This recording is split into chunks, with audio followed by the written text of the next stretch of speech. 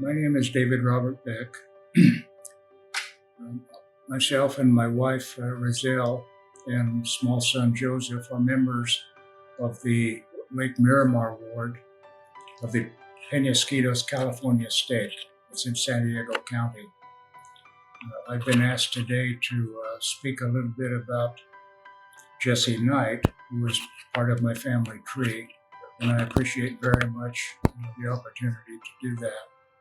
He was a very remarkable person, and I'm hopeful that what I say will do justice to who he was and what he accomplished. Jesse was born in 1845. He was the son of Newell Knight and his wife Lydia.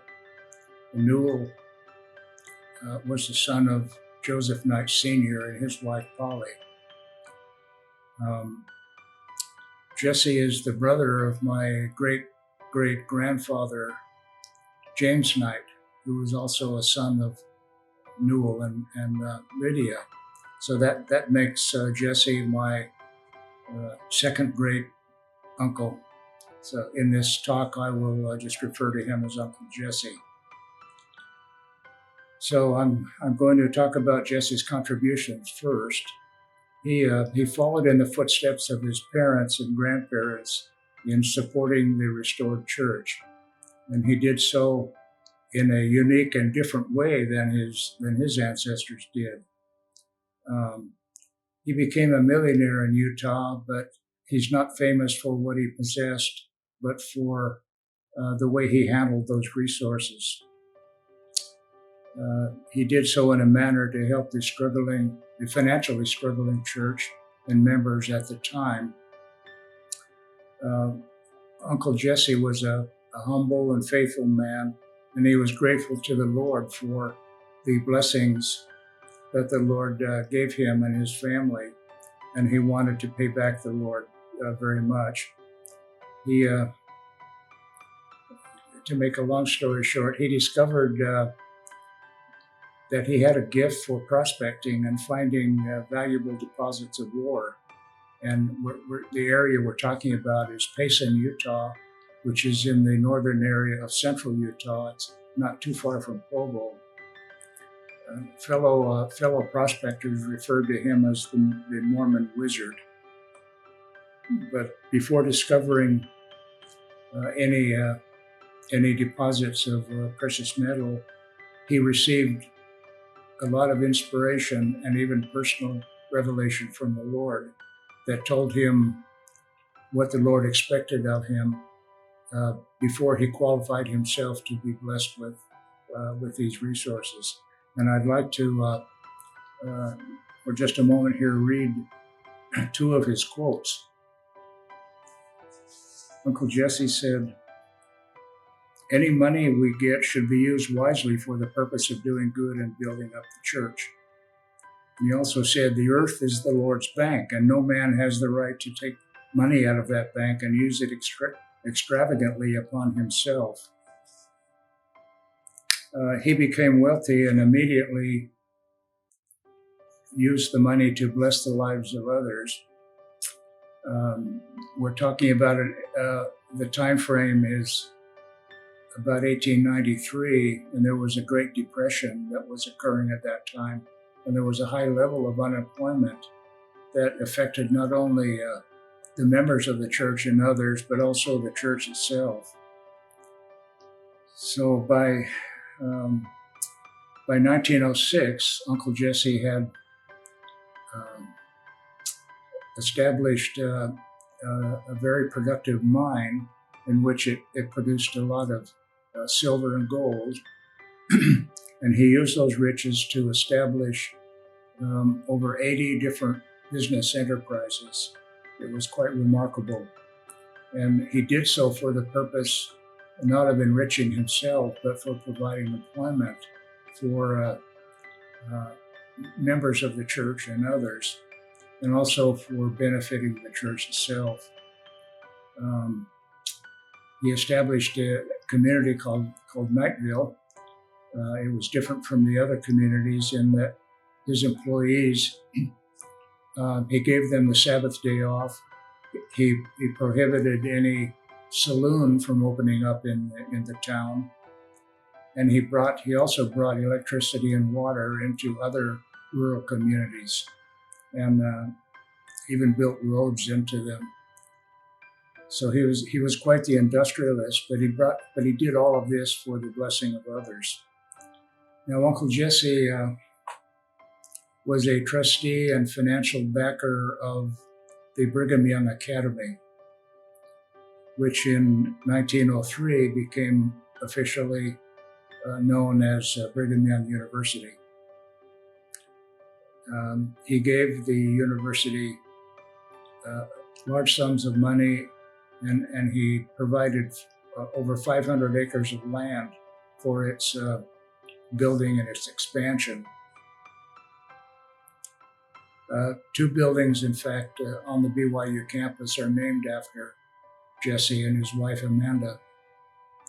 I've seen them myself. Now, Jesse made available to the church large sums of money during his productive years. Presidents Wilford Woodruff and Heber J. Grant both said that Jesse Knight saved the credit of the church. He provided funds and loans and grants at a time when the church and its members were in extreme financial difficulty. So those are the major contributions of Uncle Jesse. Another one I will mention right here is, it's interesting, his daughter Inez Knight became the first sister missionary, full-time proselyting missionary of the church, along with her companion, whose name was Jessie Brimhall. And the setting for this was in the April General Conference in 1898. The first presidency authorized single sister missionaries to become, single sisters to become full-time proselyting missionaries. And Inez and her friend Jenny were the first. They were sent to England to serve in the London, England area, and they served for a total of 26 months. And 2 of those months, I think, were used in travel, so they probably had 24 months to do proselyting work, and they enjoyed that very much.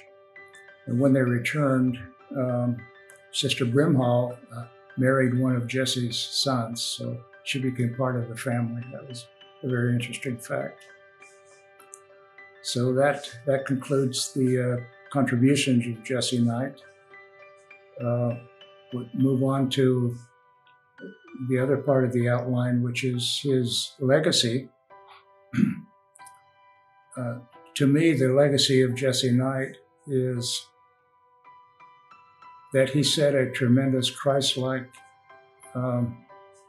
standard for service, Christ-like service, which involved keeping the 2 great commandments, serving the Lord in his church and blessing the lives of others. He blessed the lives of so many others. We don't know how many it was, but it was certainly in the hundreds and possibly in the thousands at the time. And so the legacy of that is really, really important, and is probably felt today. So that concludes that part of it.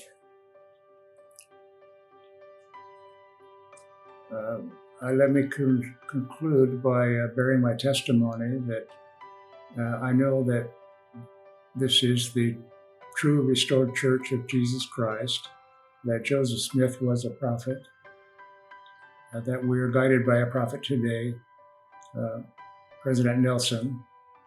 And I know that my ancestors, the Knight family, and countless others were blessed to be part of this marvelous restoration of the gospel and provide, in their own unique ways, support of of the Lord's work in the latter days. And it's our privilege also as a family to do our little tiny part. We can never do what Uncle Jesse accomplished or any of the other knights, but we're doing what we can. We certainly hope others will be inspired to do the same thing. And this is my testimony in the name of Jesus Christ. Amen. Okay, I would like to share a couple of documents with you. The first is a photograph of Uncle Jesse. He lived from 1845 to 1921 to the age of 76. And this is a photograph of him in later life. I don't know exactly how old he was then, but he was certainly a dignified man. The family tree here that illustrates my relationship with Uncle Jesse. This is me here. The line goes up through my second great-grandfather, James Knight, and his father was Newell Knight, and mother Lydia. So Jesse Knight was the brother of James Knight, and that makes Jesse my second great uncle. So that explains the relationship. And by the way, this relationship chart comes from the website familysearch.org, and it's available to anybody who wants to explore their own line and how they're related to other ancestors.